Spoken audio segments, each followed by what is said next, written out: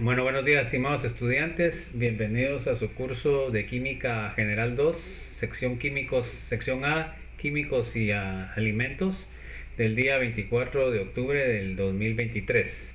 Esperando que estén bien ustedes y sus familias, vamos a continuar con lo que nos quedamos. Entonces, no sé qué pasó que vinieron tan tarde, jóvenes. A ver. Bueno, entonces vamos a seguir, nos quedamos, ahí se acuerdan jóvenes que ya me informaron que el día jueves va a ser la clase ya presencial, ahí se acuerdan, pues no se van a quedar dormidos, ¿no? Entonces vamos a seguir con lo que estábamos viendo de carbohidratos. Se acuerdan que hoy en la noche hay examen corto, ¿verdad? No se les va a olvidar, ¿va? Ahí le recuerdan a Shirley, por favor, jóvenes. Bueno, entonces vamos a ver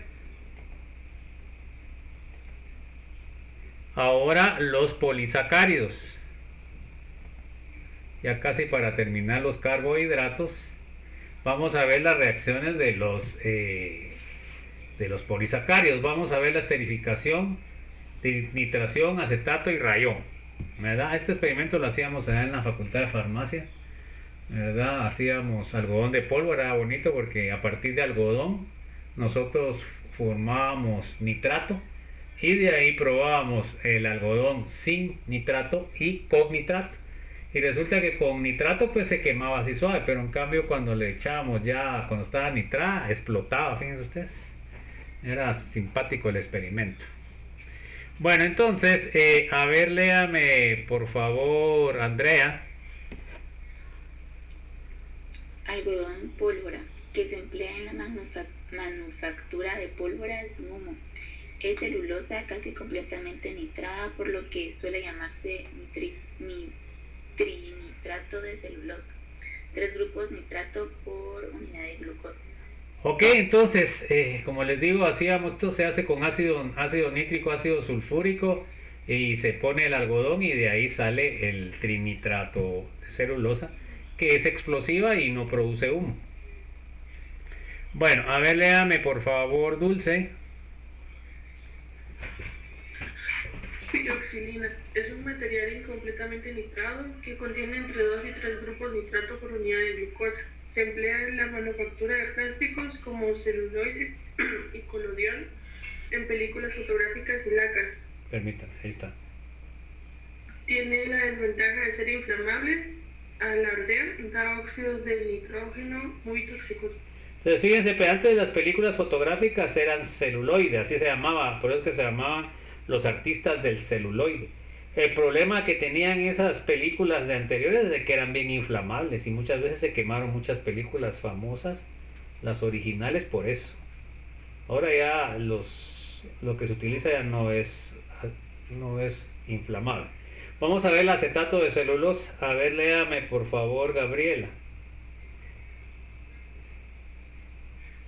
La celulosa se convierte en triacetato en presencia de anhídrido acético, ácido acético y un poco de ácido sulfúrico. La hidrólisis parcial elimina algunos de los grupos acetato, degrada la cadena a fragmentos más pequeños, de 200 a 300 unidades cada uno, y genera acetato de celulosa, aproximadamente un diacetato, de enorme importancia comercial. Ok, entonces, ahí se acuerdan de firmar, joder, voy a ver cómo está la asistencia.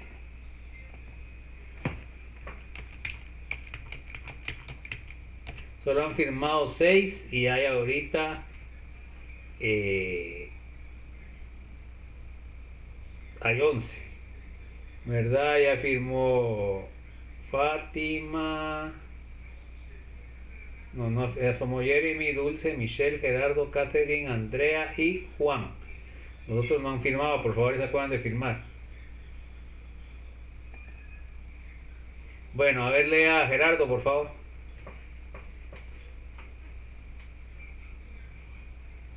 El acetato de celulosa es menos inflamable que el nitrato, por lo que ha reemplazado a este último en muchas de sus aplicaciones, en películas fotográficas de seguridad, Por ejemplo, cuando se fuerza una solución de acetato de celulosa en acetona por agujeros finos de una tobera hilandera, se evapora el disolvente formando filamentos sólidos.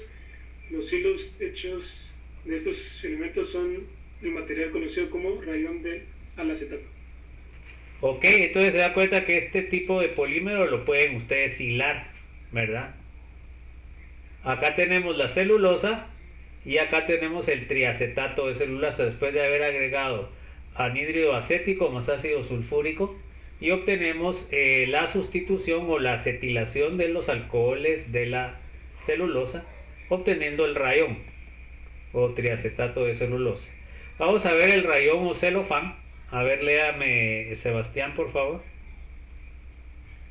Rayón celofán. Cuando se trata de un alcohol con disulfuro de carbono e hidróxido de sodio, se obtiene un compuesto conocido como un xantato. Ok, entonces se dan cuenta ustedes que tienen acá lo que es la sal, ¿verdad? Más le agregamos el disulfuro de carbono y obtenemos el xantato. Se dan cuenta que parece como que fuera un ácido carboxílico. Y luego al acidificarlo pues obtenemos otra vez lo que es el ROH, o sea el alcohol ya, y tenemos el disulfuro de carbono. A ver, léame Juan Alexander, por favor. La celulosa sufre una reacción análoga formando sanato de celulosa, soluble en álcali para formar una dispersión coloidal viscosa que recibe el nombre de viscosa. Al formar viscosa a través de una tobera hilandera a un baño ácido, se regenera la celulosa en forma de filamentos finos que se pueden hilar para dar un material conocido como rayón. Ok, o sea que ustedes pueden producir un polímero que puede generar textiles. Bueno, a ver, léame por favor, Nicole. Si se fuerza viscosa por una ranura estrecha, se regenera la celulosa como láminas delgadas que suavizadas.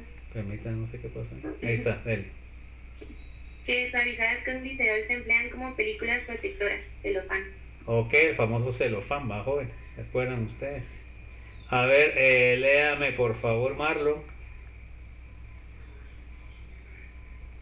El rayón y celofán poseen cadenas más cortas que la celulosa original, lo que se debe a una degradación por el tratamiento alcalino. O sea que hay una degradación de la celulosa, o sea, una hidrólisis de la celulosa. Acá tenemos la molécula de celulosa.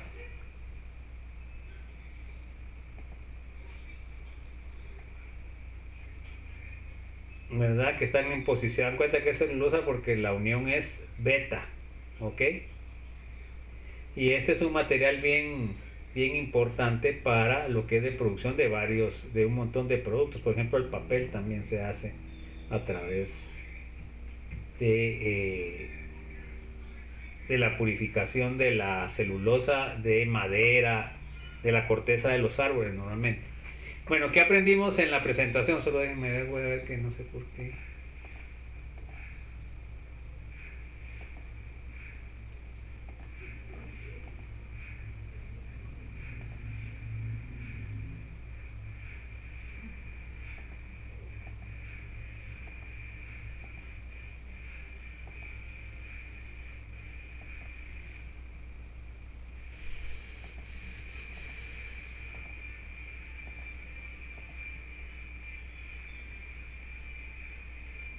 Bueno, sí.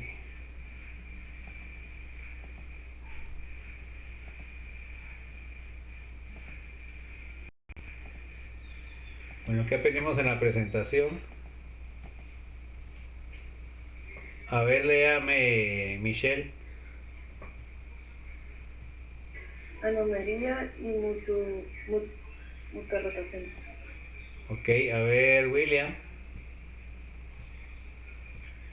Formación de hidrólisis en mesetares y cetales. A ver, Andrea. Enlace glicosídico. Ok. A ver, Daniela.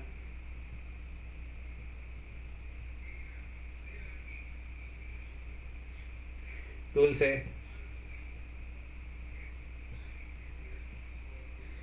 Disacáridos. Gabriela, Oxidación de carbohidratos. Gerardo, Oxidación de carbohidratos con agua de broma. ok. A ver, Sebastián, Oxidación de carbohidratos con HNO3, fluido y calor. es una oxidación fuerte y la primera es una oxidación débil. A ver, Juan Alexander, Oxidación de carbohidratos con reactivo de Tollens. ok. A ver, Nicole, Oxidación de carbohidratos con reactivo de Benedict y Fehling. ok. A ver, Marlon, Reducción de carbohidratos. ok. A ver, Michelle, Formación de ozonas. a ver, William, Polisacáridos naturales. a ver, Andrea, Reacciones de la celulosa. ok. Bueno, entonces, eso fue lo que vimos con carbohidratos. Ahí está la bibliografía. Y vamos a pasar con el segundo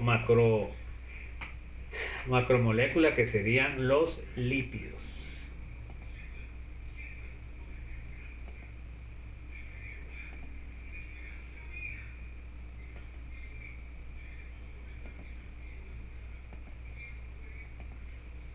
Bueno, entonces vamos a ver ahorita lo que son las generalidades de los lípidos. Miren, los lípidos son un grupo raro, ¿va? Porque realmente no es que sea un grupo funcional, como vimos con los carbohidratos. No, que esto se hizo a partir de la extracción de compuestos orgánicos utilizando éter. Entonces ahí no solamente fue un grupo funcional, sino fue un conjunto de grupos funcionales, ¿verdad? Pero así fue como se desarrolló el estudio de los lípidos. Bueno, a ver, léame por favor, Daniela, a ver si tiene micrófono o no. Clasificar los diferentes tipos de lípidos en función de su estructura. Bueno, ¿se acuerdan de firmar la lista, por favor, jóvenes? A ver, Dulce. Nombrar correctamente a los lípidos hidrolizables. Ok.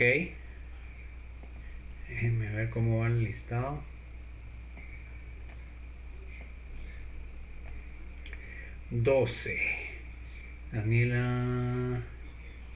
Daniela no ha firmado.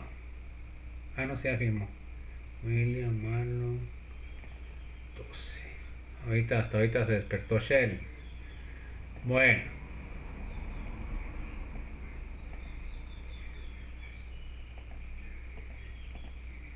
Bueno, ¿se acuerdan que el jueves iba a haber clases ya presenciales? No se van a quedar dormidos.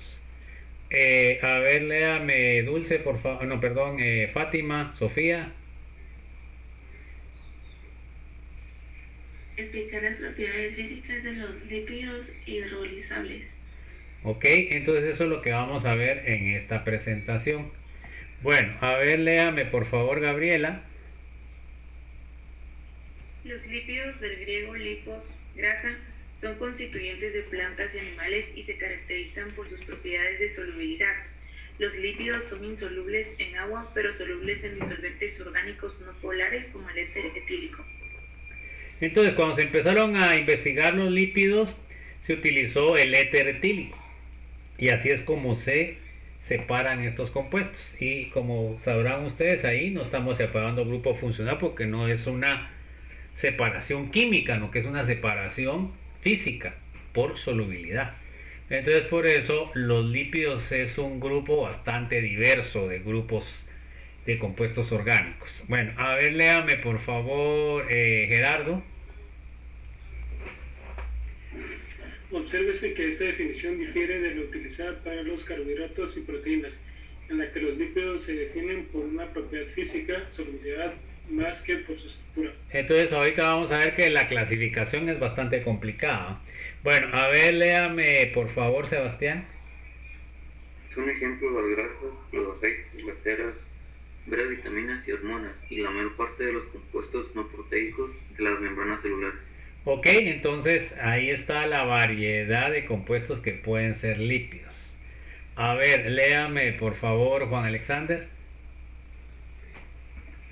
De hecho, los lípidos varían mucho en su estructura y en los grupos funcionales que presentan, y por lo mismo, para facilitar su estudio, se han dividido en dos grandes grupos: lípidos complejos y lípidos simples. Ok, aquí, bueno, ahí lo vamos a hablar después. A ver, léame, Nicole, por favor. Los lípidos complejos son aquellos que se hidrolizan, hidrolizables o saponificables con facilidad para formar constituyentes más simples. La mayor parte la constituyen ésteres de ácidos carboxílicos de cadena larga, los llamados ácidos grasos. Los dos grupos principales de ésteres de ácidos grasos son las ceras y los glicéridos, fosfoglicéridos y glucoglicéridos, que incluyen las grasas y los aceites. Ok, entonces esos son los complejos. Se dan cuenta que se llaman hidrolizables o saponificables. Bueno, a ver, léame por favor, Sherlyn. Los lípidos simples son aquellos que no se hidrolizan, no hidrolizables o no saponificables, con facilidad mediante ácidos o bases acuosas. Dentro de esta categoría se incluyen los terpenos, esteroides y prostaglandinas. Ok. Entonces aquí tenemos una tabla en la cual se dividen los lípidos. Entonces miren pues, tenemos los lípidos, se dividen en saponificables o hidrolizables, se llaman complejos, o no saponificables, hidrolizables o simples.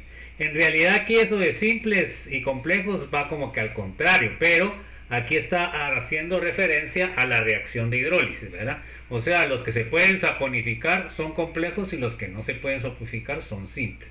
Pues entonces ahora los saponificables se dividen en hololípidos y se dividen en heterolípidos.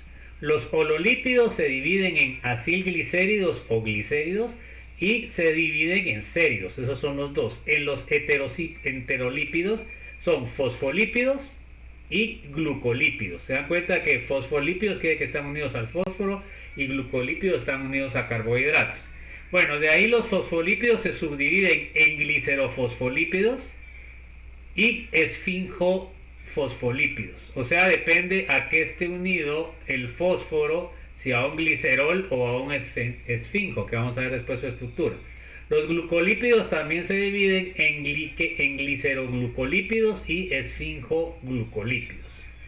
Y luego los saponificables, los no saponificables o simples se dividen en tres: esteroides, terpenos y prostaglandinas. Y acá, como dijimos anteriormente, muchos de ellos no tienen absolutamente nada de relación en ningún sentido. Bueno, entonces vamos a ver los lípidos hidrolizables saponificables o complejos. Vamos a ver los hololípidos. Entonces vamos a ver los acilglicéridos o glicéridos. Entonces miren cuál va a ser la estructura. Van a estar unidos al glicerol y van a ser tres diferentes ácidos grasos, ¿verdad? Entonces puede ser monoacilglicéridos, diacilglicéricos o triacilglicéricos. O sea que pueden tener un ácido, pueden tener dos o pueden tener tres, pero van a estar unidos ¿a qué? Al glicerol, como que fuera el alcohol. Ojo con eso. Entonces aquí tenemos estos compuestos, ¿sí? Acá tenemos la base que habíamos dicho, ¿verdad? Tenemos el esteriol, tenemos el linoleol y tenemos el palmitoil, glicerol. Entonces ahora acá el glicerol sería la base, ¿verdad? De los tres oxígenos, y estos oxígenos están unidos a diferentes ácidos grasos: al esterico, el linoleico y el palmítico, ¿verdad? Le cambiamos la terminación y le ponemos oil. Eso sería. Ahora vamos a ver qué características tienen. A ver, los acilglicéridos, triglicéridos. A ver, léame por favor, Marlo. Apolares. Son apolares. A ver, léame, Michelle. Insolubles en H2O. ¿En qué? H2O. H2O que leí ácido. H2O. A ver, William. Menos densos que el H2O. Ok, o sea que van a flotar. Pues que son flota. A ver, léame por favor, Andrea. Forma de reserva energética más abundante. Ok, así es como se hace la reserva de energía. Acuérdense, vamos a ver después en bioquímica, ustedes van a ver en bioquímica que los aceites y las grasas son las que más energía proporcionan, ¿verdad? Por unidad de masa. Ok. Vamos a ver cuántos han firmado, chicos. A ver.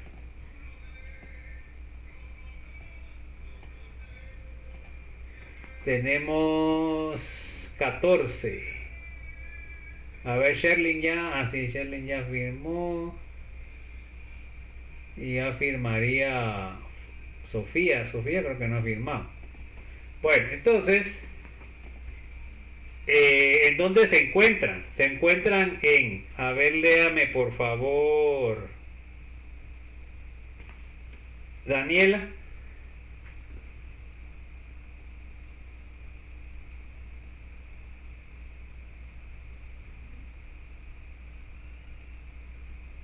Dulce. Tejido adiposo. Ok. A ver, Sofía. Semillas, plantas.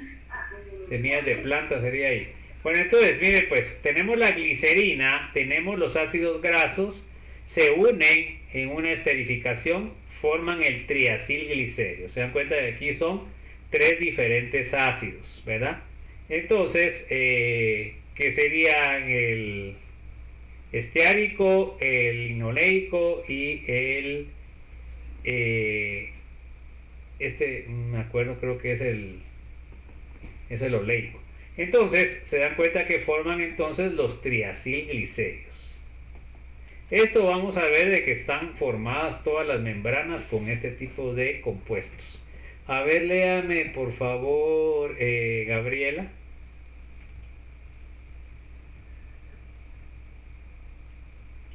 Dependiendo del número de insaturaciones en las cadenas de ácidos grasos, los acilglicéridos pueden ser sólidos, semisólidos o líquidos a temperatura ambiente. Según esto se clasifican en... Entonces, a ver, léame por favor, Gerardo. Sebos y mantecas, sólidos a temperatura ambiente. Los ácidos grasos que lo componen son saturados. Las mantecas son semisólidas, más blandas. En los animales de sangre fría y en los vegetales hay aceites. Y en los animales de sangre caliente hay sebos. Ok. A ver, léame por favor, Sebastián. Aceites líquidos a temperatura ambiente. Los ácidos grasos que lo componen son insaturados, la mayoría son de origen vegetal. Aceite de oliva, palma, algodón, girasol, soya, canola, coco, etc. Y animal, aceite de bacalao. Entonces ahí tenemos el aceite de oliva, cómo se extrae. Este creo que es ¿cómo se llama ese aceite? Me olvido. Es el que usan los ingleses, de canola. Bueno, vamos a ver las ceras océridos, que sería el segundo grupo. A ver, léame por favor, Juan Alexander. Son ésteres de ácido de cadena larga, C16 a C36, con alcoholes lineales de peso molecular elevado, C16 a C36. Bueno, entonces acá tengo, miren, el ácido graso más el alcohol me forma lo que es la cera. Pero acá lo que va a pasar es de que el alcohol que yo utilizo es de alto peso molecular y por eso me va a formar un sólido. Y va a tener una forma de cera, o así ceroso. Por ejemplo, acá tengo el triacontanil palmitato, que es la cera de abeja, que está formado por el ácido palmítico y el 1-triacontanol. ¿Se dan cuenta cuántos átomos de carbono tiene? Tiene 30 átomos de carbono el alcohol y por eso es una cera, no es líquido y tampoco un sólido como tal. Bueno, a ver, léame por favor, Nicole. producidas por plantas, cera de carnauba, copérnica cerífera, aceite de jojoba, simonsia sinensis, o animales, cera de abejas, espermaceti. Ok, entonces estas son ceras, muchas veces son muy caras. Por ejemplo, la cera que se utiliza para los carros, que es de carnabuba, es bastante caro para poner cera a los carros. Ahí tenemos el cachalote, es donde se extrae el espermaceti. Tenemos la palma, que en este tipo de palmas es de que se utiliza se saca la cera de carnaúba, que se da mucho en Brasil. A ver, léame por favor, Sherling. Por lo general son sólidas a temperatura ambiente, muy insolubles en agua. Ok, la cera, ¿no? A ver, léame, Marlon. Funciones. Sí. Almacenamiento de combustible metabólico. Ok. A ver, Michelle. Protección e impermeabilidad. Es la que se utilizan las hojas para que no se pierda mucha agua. Normalmente están en la parte superior, ¿verdad? Y en la parte de abajo de la hoja no tienen, porque ahí se están dando los procesos de fotosíntesis. Bueno, a ver, léame, Michelle, por favor. Aplicación de industria alimenticia, farmacéutica, protección de superficies, ceras para autos y cosmética. Ok.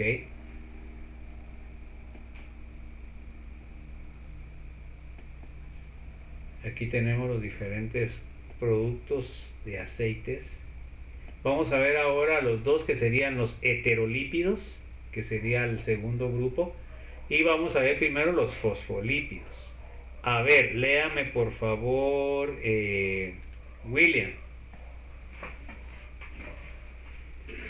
Fosfolípidos en su composición intervienen ácidos grasos y otros componentes como los alcoholes, glúcidos, ácido fosfórico, derivados aminados, etc.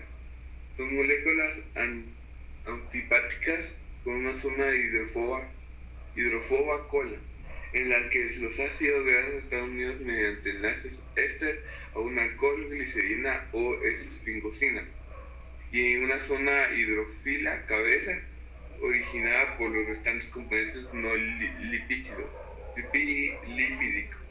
que también están unidos al alcohol.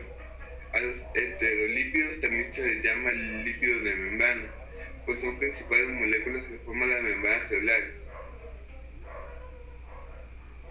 Encontramos los tipos.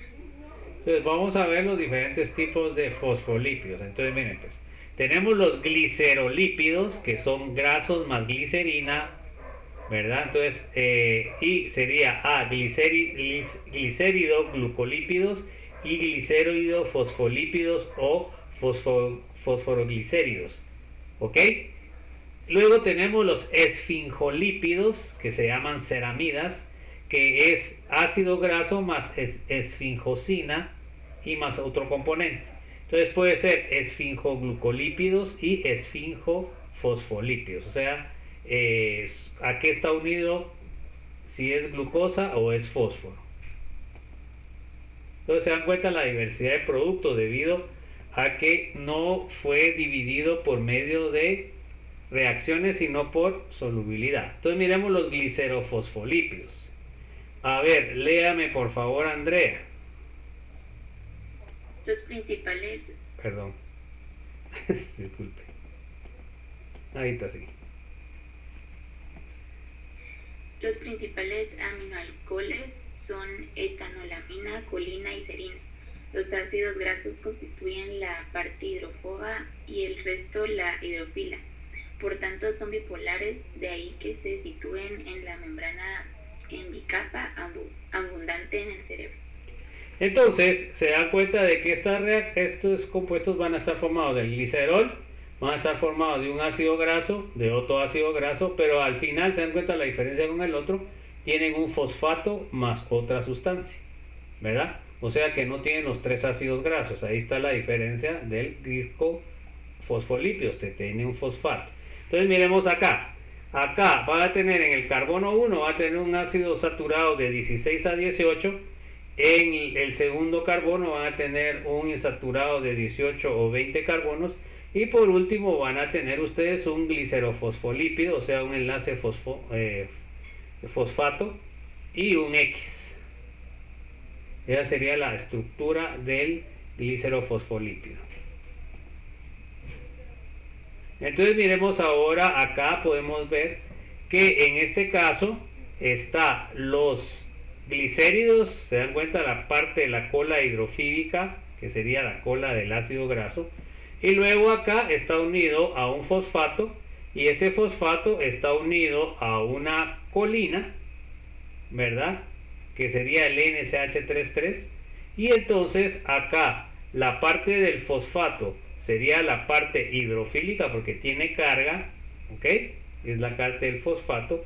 Tenemos el glicerol, que sería la parte de los 3 OH, y luego tenemos la parte hidrofóbica, que sería donde están los ácidos grasos. Entonces, ¿cómo queda el diseño de esto? Se dan cuenta que sería, esto sería la cabeza hidrofílica, y los dos cadenas de ácido graso serían las patitas que podemos ver acá, ¿no? Estas de acá. Así sería la representación simplificada de este compuesto. Y por eso estos compuestos van a formar parte de las membranas, solo que va a ser una membrana de doble capa. O sea que aquí vamos a poner una para arriba, donde la cabeza hidrofílica está unido a esta cadena hidrofílica, y las cadenas hidrofóbicas van a estar para arriba, y ahí es donde forma la dicapa. Eso lo van a ver más específicamente cuando miren bioquímica. Bueno, ahí tenemos los fosfolípidos, glicerofosfolípidos y fosfoglicéridos. Entonces, miren, pues la forma es similar. Ahora aquí tenemos, se dan cuenta, la glicerina, tenemos las dos cadenas de ácido graso grande, y luego acá el fosfato unido, y este fosfato está unido a un aminoalcohol o polialcohol, que puede ser colina, sedina, etanolamina, glicerina e inositol. Sabemos que esta parte va a ser la del fosfato, va a ser la hidrofílica, y la de las cadenas va a ser hidrofóbica. Entonces esa sería la forma del fosfolípido.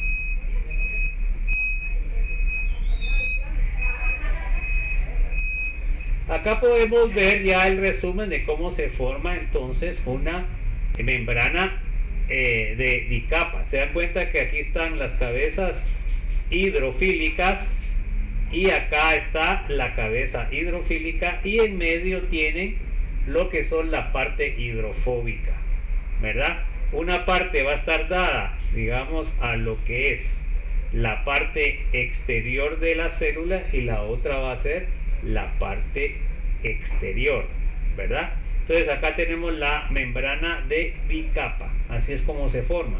Acá van a ver ustedes en bioquímica, tienen estos elementos que van a poder, estos como tubos, que van a generar lo que es el intercambio del interior hacia afuera. Bueno, vamos a ver los esfingolípidos. 1.2, 2.12. Bueno, entonces, a ver, léame por favor, Dulce.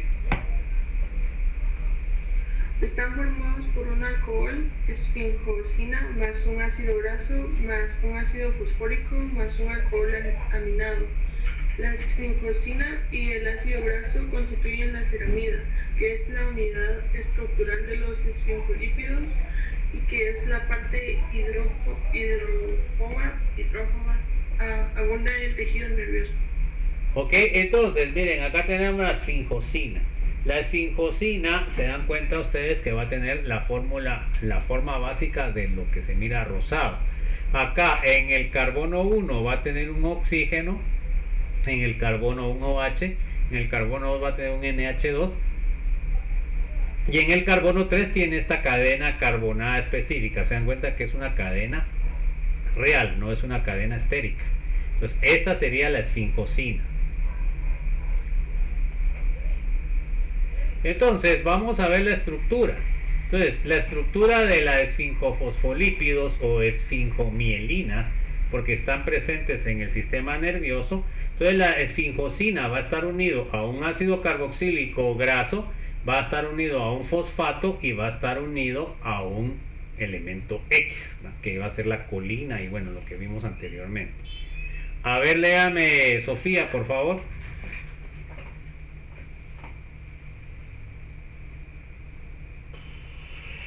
Gabriela. Su importancia biológica radica en que forman parte de las membranas celulares. Ok, o sea que son componentes bien importantes del intercambio a nivel de membrana de las células. A ver, vamos a ver glucolípidos. Vamos a ver primero los gliceroglucolípidos. A ver, léame, Gabriela, por favor.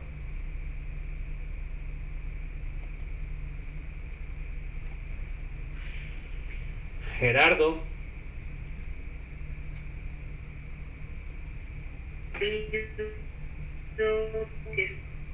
No se ve nada.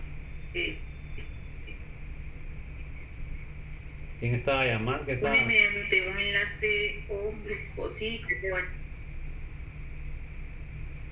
No se le ve nada. A ver, Gerardo.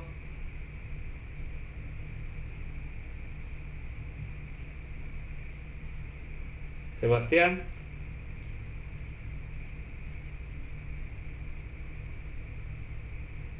Bueno, su estructura molecular deriva de la unión de dos ácidos grasos con la glicerina y en posiciones 1,2 y de una molécula de monosacárido que se une mediante un enlace O glucosídico al tercero H. Se encuentra en las membranas de las bacterias y de las células. Entonces tenemos el glicerol como base, tenemos dos ácidos grasos y tenemos un O glucosídico y de ahí es donde viene el nombre. O sea que sería un carbohidrato. Pues entonces aquí tenemos un ejemplo. Acá tenemos el gliceroglucolípido, está unido a dos cadenas de ácido graso, que son estas que están acá abajo, y arriba tiene el O glucósido. ¿Se dan cuenta? Está unido a un carbohidrato, que no se mira muy bien ahí, pero ahí tenemos una glucosa arriba, unida a uno de los carbonos. Pero pueden darse cuenta ustedes que siempre la base es el glicerol. Vamos a ver la esfingoglucolípidos. Bueno, a ver, Gabriela, ¿cómo está su micrófono? Gerardo. No sé si Ya, ahorita sí, dele pues. Estas formadas por una ceramida unida a un glúcido pueden ser. Entonces acá tenemos, miren, tenemos la esfingosina. O sea, esas son las que deben saberse, el glicerol y la esfingosina. La esfingosina está unido a un ácido graso y está unido a una azúcar, pues que se llama gluco. ¿Ok? Estos se llaman, son los gangliósidos, que son muy utilizados como en la parte nerviosa. Bueno, a ver, Gerardo, a ver si funciona su micrófono. Si me escucha. Dele. Cerebrócidos. El glúcido es un monosacárido de glucosa o galactosa. Abundan en las membranas de las neuronas y vainas de mielina. Entonces acá tenemos un ejemplo. Se dan cuenta que tenemos la ceramida. Acá está la estructura de la ceramida. Y esta ceramida tiene un monosacárido. ¿Ok? Está unido a un monosacárido. Acá la forma es completamente diferente a lo que habíamos estado viendo, en el sentido de que acá tenemos la esfingosina, se dan cuenta, y acá este sería en el carbono, déjenme ver aquí cómo está la cosa, carbono 1, en el carbono 1, acá está, miren, este sería, es que aquí lo pusieron, no lo pusieron igual como lo habían puesto antes. Acá sería el carbono 1, acá sería el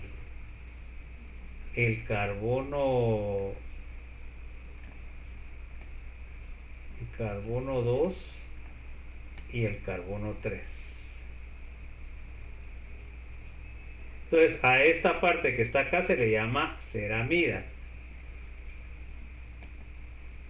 Bueno, a ver, vamos a ver los B, que sería el gangliósido. A ver, léame, Sebastián, por favor. Gangliósido. El glucósido es un oligosacárido complejo. Abundan en las neuronas y glóbulos rojos. Se encuentran en la cara externa de la membrana.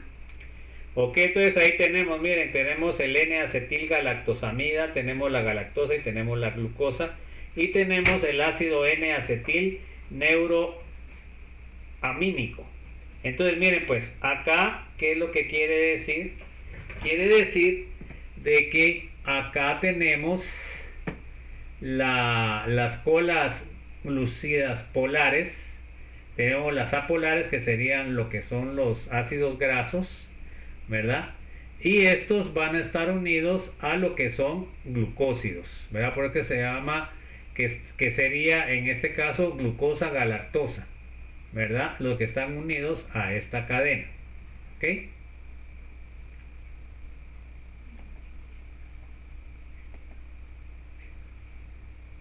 Bueno, a ver, léame por favor, Juan Alexander.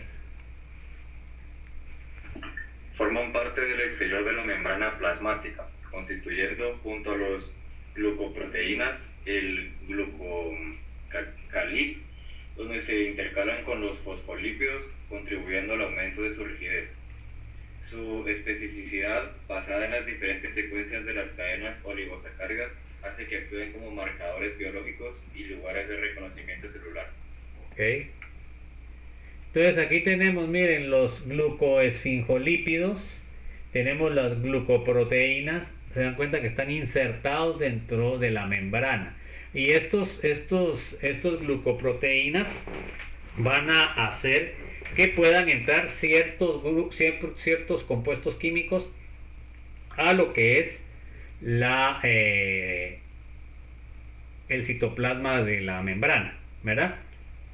Entonces estos glucoesfingolípidos y los glucoproteínas van a ser los intercambiadores de ciertos productos específicos que van a poder promover su entrada o salida de la membrana celular. Eso lo van a ver todo específicamente en bioquímica. Bueno, vamos a ver dos, o sea, ya los no hidrolizables o no saponificables o simples. Entonces, en este caso tenemos los esteroides, que serían los primeros. A ver, léame, Nicole, por favor. Esteroides son lípidos no saponificables derivados del esterano igual al gonano, que es un anillo de ciclopentano perhidrofenanteno. Entonces aquí tenemos el esterano, se dan cuenta que son 4 anillos, 3 de 6, como que fue al fenantreno, y luego el último es de 5, ¿verdad? O sea que está unido al fenantreno más el ciclopentano, obtienen el esterano. Esa sería la forma básica de cualquier esteroide. Bueno, a ver, léame Sherlyn, por favor. Los esteroides se diferencian entre sí por el número y la localización de sustituyente en el anillo de esterano. Ok, así lo vamos a clasificar, porque así va a ser su origen, ¿verdad? Dependiendo cómo esté en el esterano. Entonces, a ver, cuando son esteroles, pueden ser colesterol, vitamina D o estradiol. Entonces, acá tenemos los esteroides, se dan cuenta, la vitamina D3, tenemos el colesterol famoso, ¿verdad? Ahí tenemos la fórmula. Siempre tienen el esterano como base. Vamos a ver las sales biliares, que serían otras. Acá tenemos el ácido cólico, ¿verdad? Y acá está su estructura. Bueno, lo que es las sales biliares son los que hacen la emulsión de lo que son las grasas en el estómago para poderlas nosotros absorber. Tenemos las hormonas esteroides, que serían hormonas suprarrenales o hormonas sexuales. ¿Cuáles tendrían que ser? Por ejemplo, la testosterona, se dan cuenta que siempre tiene el esterano. Y luego tenemos el cortisol, que sería una suprarrenal. Acá tenemos la estructura.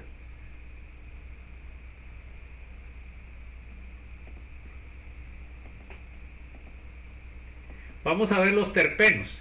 Aquí podemos ver la diversidad de grupos que estamos analizando en los lípidos. O sea, no podemos decir de que los lípidos sean homogéneos, no, que son completamente heterogéneos, dependiendo de cómo se separen. Bueno, a ver, léame, Michelle, por favor.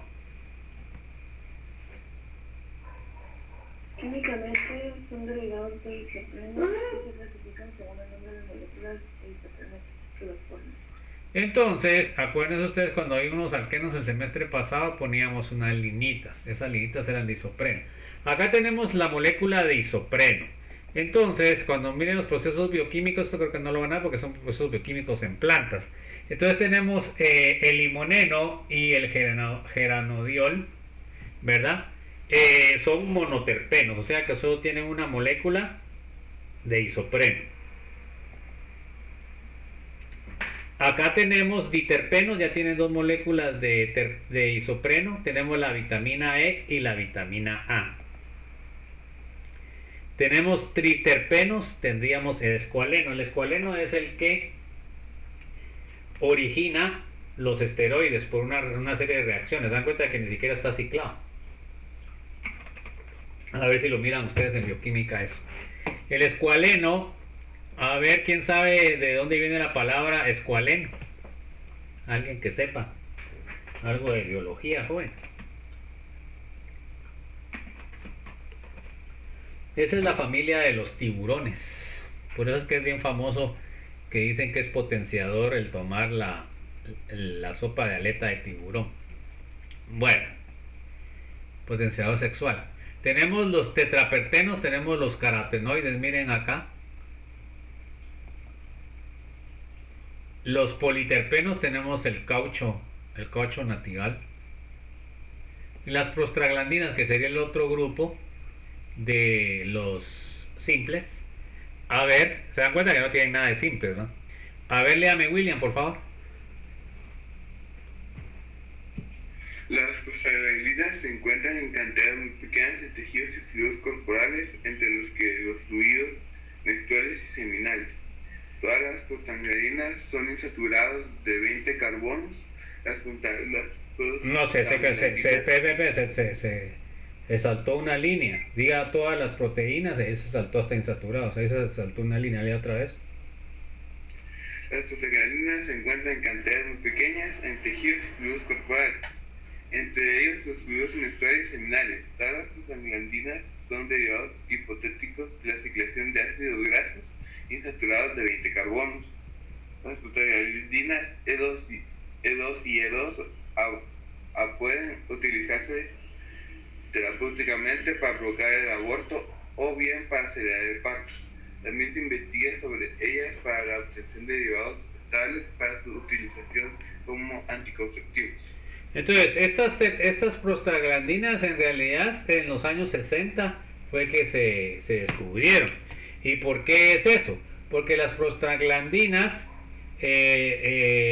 son sustancias que no las segrega una ¿cómo se llaman estas? Se me fue el nombre de eso. Por ejemplo, de una glándula. Entonces, estas se encuentran en todo el organismo, entonces en pequeñísimas cantidades.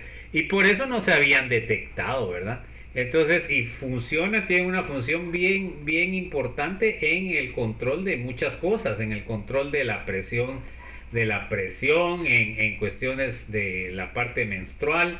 O sea, son bien importantes y fíjense ustedes, no se habían descubierto hasta los 60, ¿verdad? Imagínense que nosotros que nos creemos tanto. A ver, léame, Andrea, por favor. Poseen una gran variedad de actividades biológicas de naturaleza hormonal y reguladora, así median en... A ver, léame, Daniela.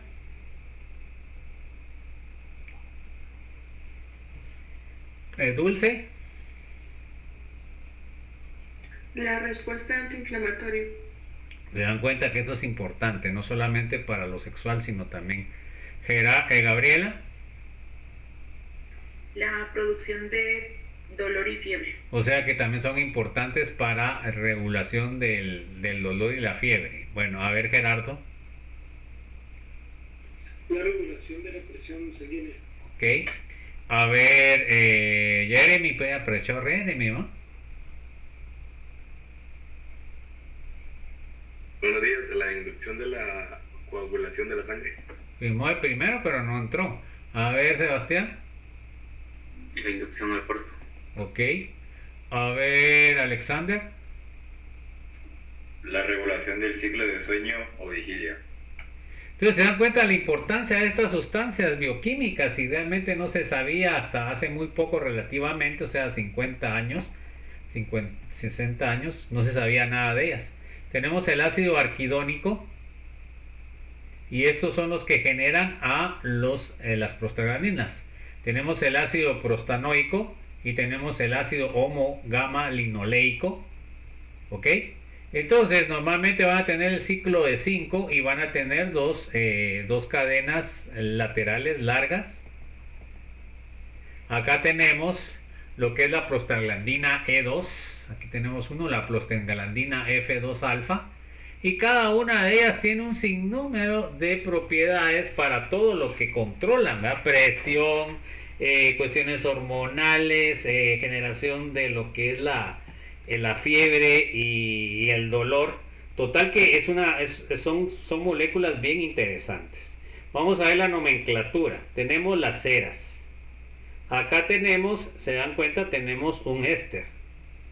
Y como tiene un alcohol de alto peso molecular, se clasifica como cera. ¿Cuál sería el nombre común de este? Entonces, acá a este se le llama nombre común espermaceti, porque viene del esperma de ballena. Luego tenemos el palmitato de cetilo, el palmitato nombre común del ácido y alcohol cetílico. Ese sería el nombre común de este palmitato, que sería el ácido, y el alcohol de 16, que se llama alcohol cetílico. Ese sería el nombre. Ahora, el nombre IUPAC como éster, que eso va a tener que repasar en lo que les di, sería hexadecanoato, porque tiene 16, de 1-hexadecilo. Ese sería el nombre IUPAC. Vamos a ver con las grasas y aceites. Acá tenemos como base el glicerol, y el glicerol en el caso de los aceites y grasas está sustituido por 3 cadenas de ácidos grasos. Bueno, a ver, léame por favor, Nicole. Grasas y aceites. El sistema común emplea para nombrar a los glicéridos las literales alfa, beta y gamma para indicar la posición de los diferentes grupos provenientes de los ácidos grasos que les dieron origen. Ok, o sea que así las identificamos. A ver, léame por favor, Shirley. Así, si en el glicerol existen 1, 2 o 3 restos de ácidos grasos iguales, esterificándolo, solo se indica el prefijo de multiplicidad que corresponde dependiendo del número de restos de ácidos grasos de que está conformado. Entonces fíjense, pues aquí pueden ser 3 ácidos iguales, pueden ser 2 iguales y uno diferente, o pueden ser los 3 diferentes, ¿verdad? A ver, léame por favor, Michelle. Si se tiene el glicerol con un resto de ácido laúrico, se cambia la terminación ico por ina del ácido y entonces el nombre será alfa monolaurina. Si existieran 2 restos de ácido laúrico, serían alfa beta dilaurina o alfa gamma dilaurina, dependiendo de la posición en la que se encuentren. Sin embargo, cuando son 3 los restos de ácidos grasos idénticos, no se indica la posición, sino que solo se escribe trilaurina. Entonces se dan cuenta que aquí este sería el mono sustituido, entonces acá solo tiene el ácido láurico, que sería el de 12, entonces sería alfa monolaurina. En este caso tiene 2 sustituyentes en alfa y beta, entonces sería alfa beta dilaurina. En este caso se dan cuenta que tienen alfa y gamma, entonces sería alfa gamma dilaurina. Y si tiene ácido láurico en los tres carbonos, entonces no se dice alfa beta gamma trilaurina, que solo se dice trilaurina, porque ya se sobreentiende de que va a tener 3 ácidos láuricos formando un éster. Bueno, a ver, léame, William. Cuando existen restos de ácidos diferentes en un glicérido, el ácido que aparece al final recibe el nombre como se indicó con anterioridad y los nombres de los otros ácidos lo preceden. En este caso, la terminación del ácido se reemplaza ico por o. Bueno, entonces ahora, a ver, léame por favor, Andrea.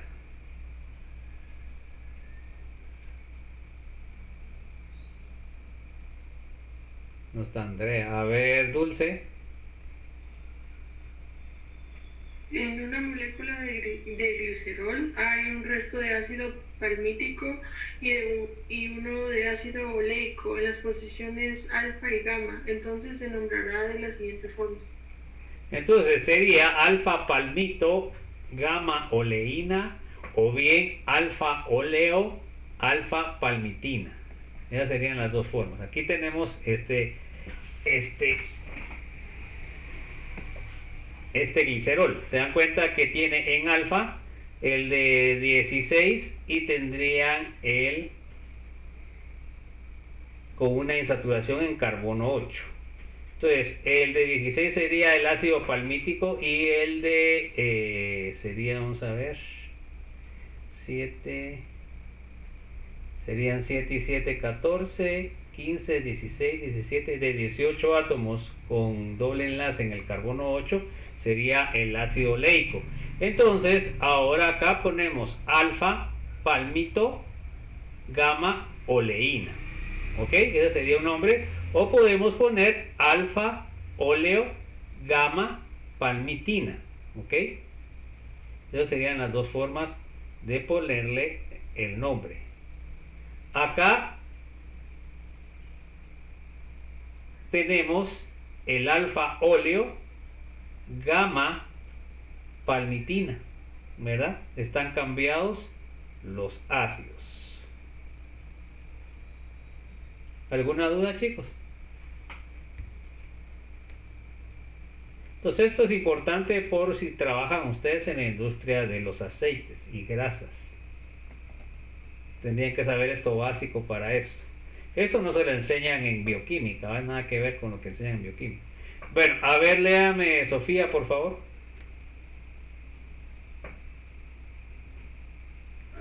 Como puede observarse, los nombres de los ácidos pueden colocarse en cualquier orden. No existen reglas rigurosas que rijan este aspecto en la nomenclatura de los glicéridos. O sea que aquí no está metido tanto IUPAC, ¿verdad? Aquí tenemos, se dan cuenta que sería el de 14, ¿verdad? El 14 átomos, entonces por eso les digo que tienen que saberse los nombres de por lo menos los 20 primeros. Entonces, ahora sería el ácido mirístico. Como son los tres iguales, le puedo llamar trimeristina, o le puedo poner miristato de glicerilo, ok, también le puedo poner, como este.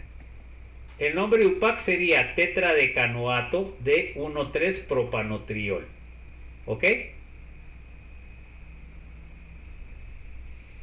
porque son 14 átomos, es tetradecanoato de 1,3-propanotriol, como es el mismo. No tienen que poner mayor cosa. Acá tenemos la triesterina, se dan cuenta que está formado por 3 ácidos esteáricos y por eso no le pongo ningún alfa beta, no, que solo le pongo triestearina, que es el ácido esteárico. Acá tengo el oleoestearolinoleato de glicérido, se dan cuenta que tengo el ácido oleico, que sería el primero, tengo el ácido esteárico, que sería el segundo, y tengo el ácido linoleico, que sería el último. Acá podemos ver que la molécula está bastante, no está recta, sino que tiene doblez debido al ácido linoleico. Entonces eso lo que causa es de que estos ácidos sean mejores para el consumo humano, porque tienen insaturaciones y las insaturaciones hacen que los ácidos tengan propiedades físicas más bajas. Se dan cuenta que cuando son lineales, o sea, cuando, por ejemplo, si fueran todos estos, se dan cuenta que en el anterior caso podemos ver que la molécula está bien compactada, o sea que las propiedades físicas de esta van a ser más altas que las anteriores. Por ejemplo, la triesterina puede ser que forme una manteca. En cambio, este otro que está acá, debido a que tiene dobles enlaces cis y trans, eso causa que la molécula sea siempre líquida, o sea, un aceite. O sea, que quiere decir de que los aceites saturados van a ser mantecas y los aceites insaturados van a ser aceites líquidos. Bueno, escriba la estructura de triglicéridos, vamos a ver qué es. Eso van a tener que hacer ustedes, tripalmitato de glicerilo, o sea que tienen que buscar la estructura del palmitato.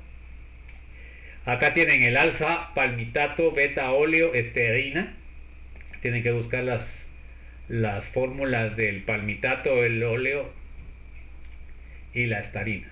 Tenemos la trimeristina, tenemos el alfa óleo beta estearol linolina. Bueno, eso se los dejo para que lo hagan ustedes.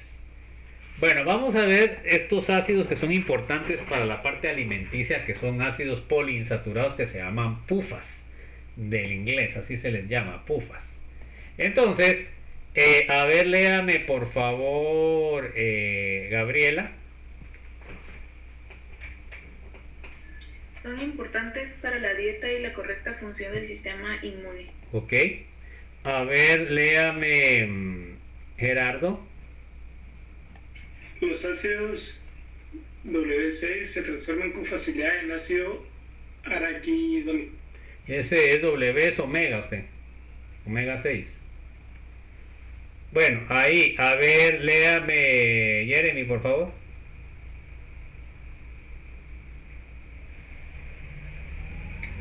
Los ácidos omega 3 se transforman más fácilmente en EPA, C25 y DHA, C22,6. Entonces, fíjense pues, los ácidos grasos que tienen insaturaciones van a ser ácidos grasos que reaccionan más fácilmente. Tenemos los siguientes, a ver, Sebastián. Los ácidos omega 9. Ok, entonces aquí tenemos los PUFAs, se dan cuenta, tenemos el ácido oleico que tiene una, sería omega 9. Tenemos el ácido linoleico que tiene omega 6. Luego tenemos el ácido linoleico que tiene omega 3. Y luego tenemos el ácido arquidónico que tiene omega 6. Entonces, cuando decimos nosotros omega, nos estamos refiriendo al doble enlace más alejado, ¿se dan cuenta? Miren, no a todos los dobles enlaces. O sea que sabemos que el omega 9 solo va a ser monoinsaturado, el omega 6 va a ser diinsaturado, el omega 3 va a ser triinsaturado y el omega 6 va a ser 1, 2, 3, 4 tetra. Entonces, estos son los ácidos que se recomiendan que consumamos, que van a ser, por ejemplo, originarios de lo que es el ácido, el aceite de oliva, ¿verdad? Es bastante insaturado. Aquí tenemos, ¿sí? Los ácidos grasos omega, o sea que tienen insaturaciones. Tenemos el ácido alfa-linoleico, ¿verdad? El omega 3, se dan cuenta que estamos hablando de que tiene 3 se cuenta a partir de la punta, miren. Eso fue cuestiones de no sé quién se le ocurrió, porque no tendría que ser carbono 3, ¿no? Pero se dan cuenta que lo están numerando a partir del átomo final. Sería omega 3. Tenemos el ácido eicosapentanoico, que es omega 3 también, es C25, ahí es donde les dicen dónde está, C18,3, omega 3, omega 3. Este también es omega 3, se dan cuenta, el ácido docasahexanoico, DH, así se abrevia, C22,6, hasta el 22 tiene, pero siempre es omega 3. Ahora tenemos el ácido linoleico, que es C28,2. En este caso, se dan cuenta que es omega 6. 1, 2, 3, 4, 5 y 6. Y tiene 2. ¿En dónde están? Por eso dice C18, que es de 18 carbonos y que tiene 2 insaturaciones. ¿Ok? Bueno, ahora miremos el ácido araquidónico.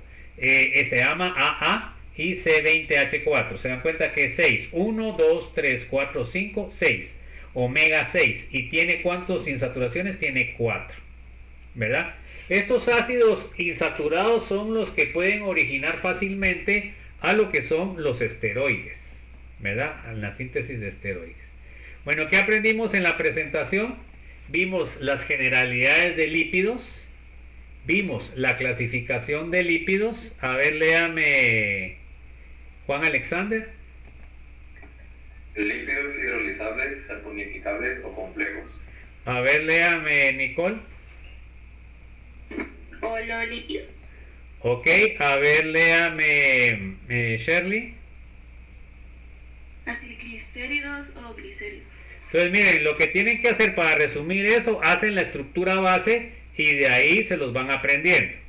Bueno, eso sí se lo van a tener que aprender para bioquímica. A ver, léame Michelle.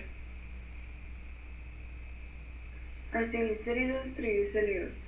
A ver, la segunda clasificación, léamela por favor, William. Ceras triglicéridos. Léame de una vez eso. Heterolípidos. Ok. A ver, Fosfolípidos. Va, léame, pues siga. Fosfolípidos. Ahí se digan los fosfolípidos. ¿Y de ahí?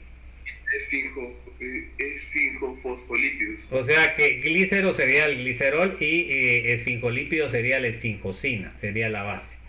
A ver, léame Andrea, por favor, los glucolípidos.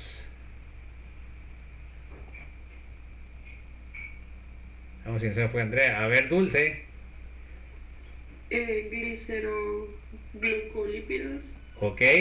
A ver, léame Fátima. Esfingoglucolípidos. Ok, eso se dividen. A ver, Gabriela.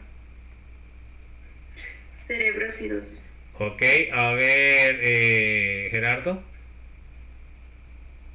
Gangliósidos. A ver, léame Jeremy, por favor. No hidrolizables, no saponificables o simples. Léame también la primera. Esteroides y derivados del esterano. Ok. A ver, léame Sebastián. Terpenos, derivados del isopropeno. A ver, siga por favor, Sebastián. Prostaglandinas, derivados de ácidos carboxílicos y saturados de 20 carbonos. Bueno, a ver, también vimos nomenclatura. A ver, léame Juan Alexander. Nomenclatura de ceras. A ver, Nicole. Nomenclatura de grasas y aceites. A ver, Shirley. Ácidos grasos poliinsaturados, denominados omega. Ok, eso fue lo que vimos. No sé si hay alguna duda, alguna inquietud. Se dan cuenta que esto es más memorístico, ¿eh? Esto les va a servir para bioquímica, ¿va? Este ya va a tener una base y ya lo van a tener que haber estudiado antes, porque esto se vuelve un revoltijo debido a que en los libros de bioquímica no les dan una descripción así como se las puse yo de la división, ¿verdad? Entonces, como son tan diversos, entonces se vuelve un chirmol y uno no sabe nada, ¿verdad, jóvenes? Total que aquí se lo estoy yo resumiendo mejor para que tengan ese dato. Bueno, no sé si hay alguna duda, alguna inquietud, jóvenes.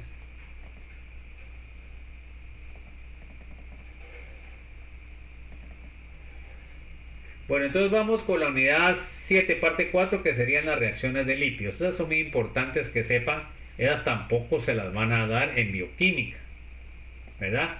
Porque ahí se dedican más a la parte biológica y no tanto a la parte química, que es la parte que nos interesa a nosotros como químicos, ¿no, jóvenes? Que es lo que vamos a hacer, más que todos los químicos, pero ustedes también tienen que saber eso. Bueno, entonces vamos a ver ahora las reacciones de lípidos, unidad 7, parte 4. Vamos a ver los objetivos. A ver, léame, por favor, Michelle. Comprender reacciones químicas de lípidos de utilidad comercial e industrial. Ok, a ver, léame, William.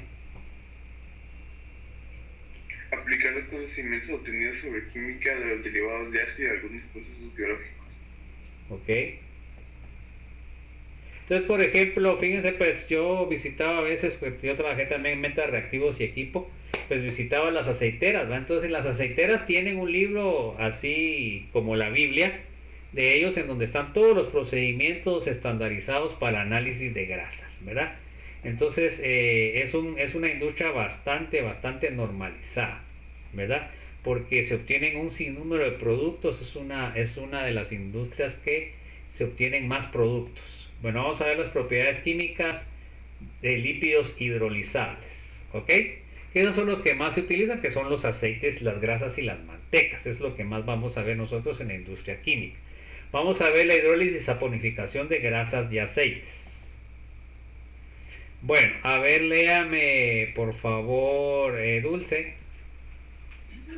Se ha conocido el jabón desde al menos en el año 600 a.C., cuando los fenicios preparaban un material cuajado hirviendo grasa de cabra con extractos de ceniza de madera. Sin embargo, las propiedades limpiadoras del jabón no se reconocían ampliamente y el uso del jabón no se hizo extenso hasta el siglo XVIII.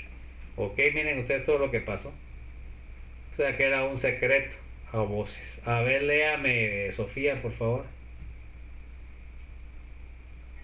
Químicamente, el jabón es una mezcla de las sales de sodio y de potasio de los ácidos grasos de cadena larga producidas por la hidrólisis y saponificación del ácido graso de origen animal con álcali.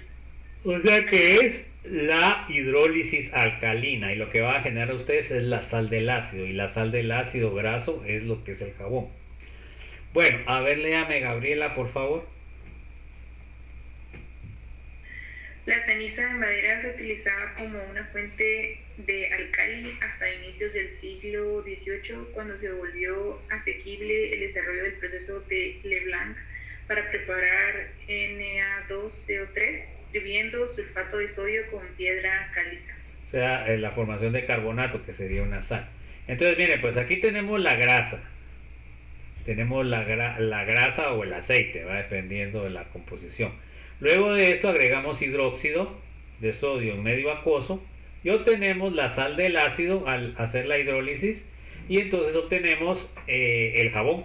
Y luego tenemos como subproducto el glicerol, que sería la parte alcohólica. El glicerol es un subproducto que utiliza la industria farmacéutica para muchos productos. Entonces acá se está generando jabón para la industria de detergentes y jabones y se está generando también glicerol para la industria farmacéutica. Se dan cuenta que aquí comenzamos a ver toda la gama de subproductos que se obtienen a partir de la industria aceitera. Bueno, a ver, léame, Gerardo, por favor. Los cuajados de jabón crudo contienen glicerol y álcali en exceso, al igual que el jabón, pero pueden purificarse hirviéndolos con agua y adicionando cloruro de sodio y cloruro de potasio para precipitar las sales de carboxilato puras. Eso lo hacemos cuando hacíamos en la práctica de hacer jabones a partir de manteca vegetal. Así es como lo hacíamos. Para precipitar el jabón teníamos que agregarle cloruro de sodio, que es lo que normalmente nosotros adquirimos más fácilmente. Bueno, a ver, léame, Jeremy, por favor. El jabón refinado se precipita, se seca, perfuma y comprime en barras para el uso doméstico. Se adicionan colorantes para producir jabones de color, antisépticos para jabones medicinales y piedra pómez para jabones que restringen, y se insufla aire para que floten. Sin embargo, a pesar de estos tratamientos extras e independientemente de su precio, todos los jabones son básicamente iguales. Ok, solo es un ingrediente más lo que le echan, ¿verdad? Por ejemplo, en el caso que les decía ahí, ¿verdad? Se les echa piedra pómez para que puedan, digamos, limpiar más, ¿verdad? Restringen quiere decir de que sean más abrasivos, ¿verdad? O sea, que limpien más. Y se insufla con aire. Por ejemplo, los detergentes son más...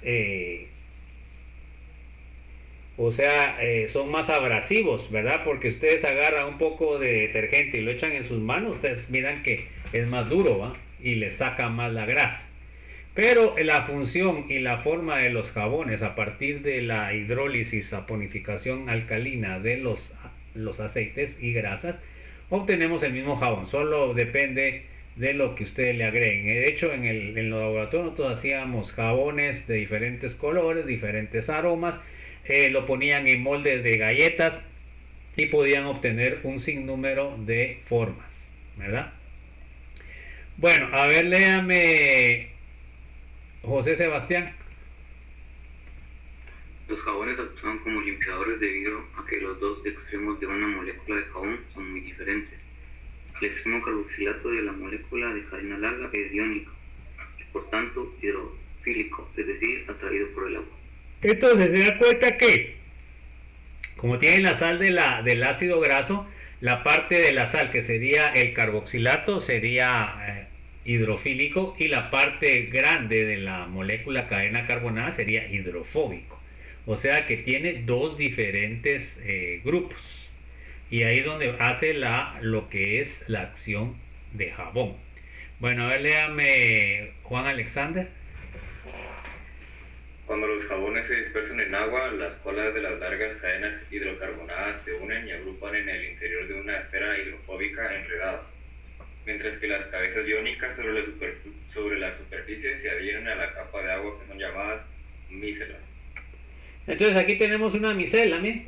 Acá tenemos las moléculas del ácido graso, de la sal del ácido graso, forman círculos o esferas, en las cuales en la parte central van a tener la cadena carbonada hidrofóbica, y en la parte superficial van a tener la cabeza hidrofílica, y eso va a generar una esfera. Esa esfera serían las esferas limpiadoras del jabón. Entonces, ¿qué es lo que pasa? Si encuentra una molécula de aceite dentro del agua, lo que va a hacer que el aceite es soluble en la parte apolar e insoluble en la polar. Entonces así van a absorber la grasa y van a limpiar la sustancia que estén limpiando, ya sea la piel, ya sea alguna ropa o algún traste de cocina. Bueno, a ver, léame Juan Alexander. El uso de los jabones como agentes limpiadores presenta dos problemas. Primero, las sales sódicas de ácidos débiles. Las soluciones acuosas de dichos jabones resultan ser alcalinas debido a la hidrólisis de la sal para dar el ácido respectivo, formándose en la superficie una capa de dicho ácido insoluble. Además, el medio tiene hidróxilos que pueden ser corrosivos para ciertos materiales. Entonces, el problema que tienen los ácidos grasos, que son ácidos débiles, por lo cual su base conjugada es fuerte, y eso va a provocar la hidrólisis, y esta hidrólisis, ¿se acuerdan que va a ser una hidrólisis alcalina? Entonces, quiere decir de que estos ácidos nos van a producir OH, y el OH es corrosivo para la ropa. Entonces, por eso es de que, miren, pues acá tenemos la sal más agua, me da el ácido carboxílico y me da OH. Esa sería la hidrólisis de la sal de ácido. Entonces, este OH me puede reaccionar con la tela y me puede destruir lo que es la ropa. Y por eso, pues no se utiliza un jabón para limpiar ropa. Vean, lo que se utiliza, en este caso, un detergente, es más adecuado. Miremos el segundo problema que tiene. A ver, léame por favor, Nicole. El segundo problema es que forman sales insolubles con Ca+2, Mg+2 y Fe+3 que pueden estar presentes en el agua potable. Entonces, cuando ustedes tienen agua dura, como el caso de Jutiapa, Zacapa, entonces estos jabones van a precipitar, y ese precipitado va a manchar la ropa. Entonces acá tengo el jabón, le agrego calcio, magnesio o hierro, me da un precipitado de calcio, de hierro o de magnesio, y eso va a causar que me manche la ropa. Bueno, entonces, a ver, léame por favor, bueno, Sherlyn ya se fue. A ver, Alejandra, Michelle Alejandra.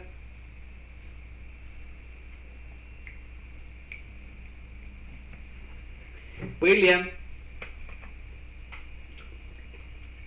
Estas sales en la ropa causan que la ropa y el cabello presenten una apariencia opaca porque se depositan en la superficie. Este problema se puede evitar utilizando un proceso de ablandamiento de aguas baja su dureza.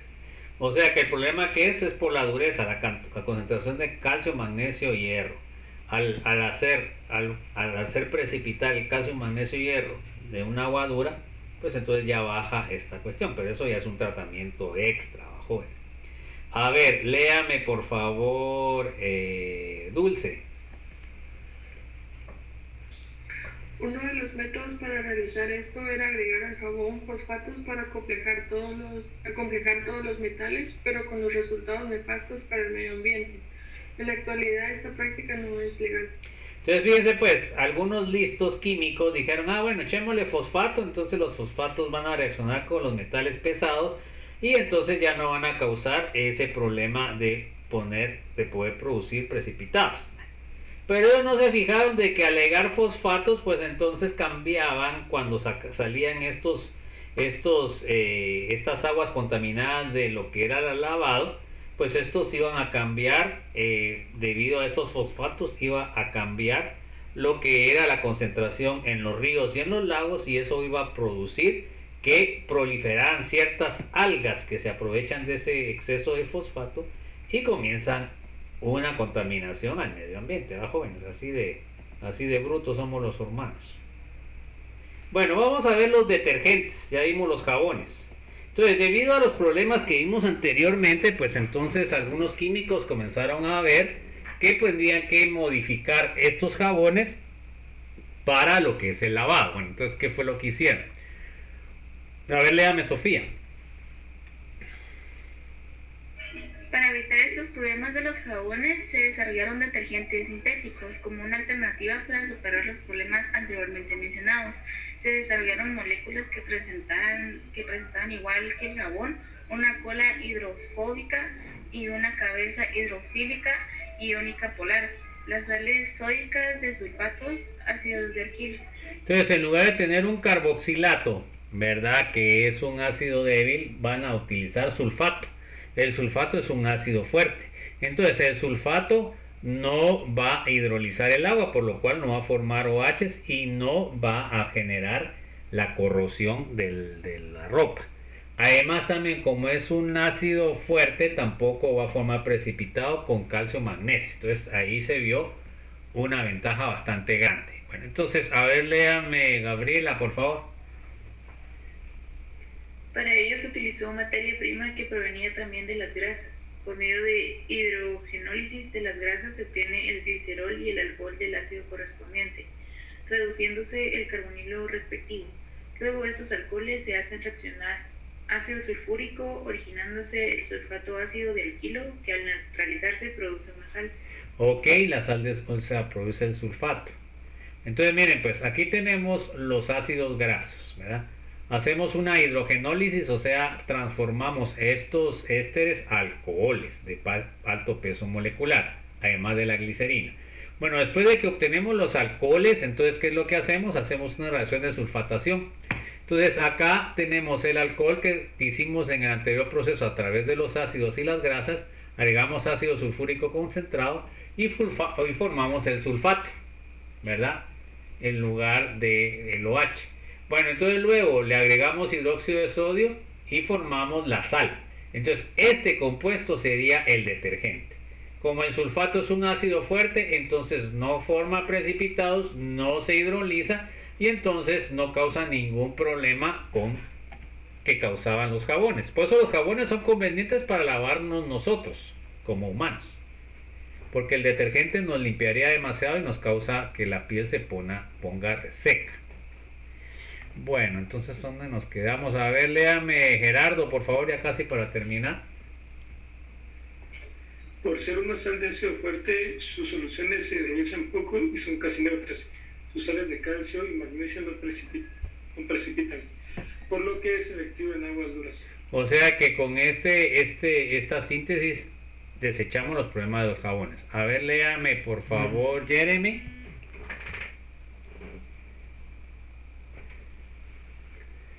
Sin embargo, la materia prima es de producción similar a la usada para preparar jabón, por lo que se decidió preparar un detergente totalmente sintético que usará materia prima de derivados del petróleo, que son más baratos.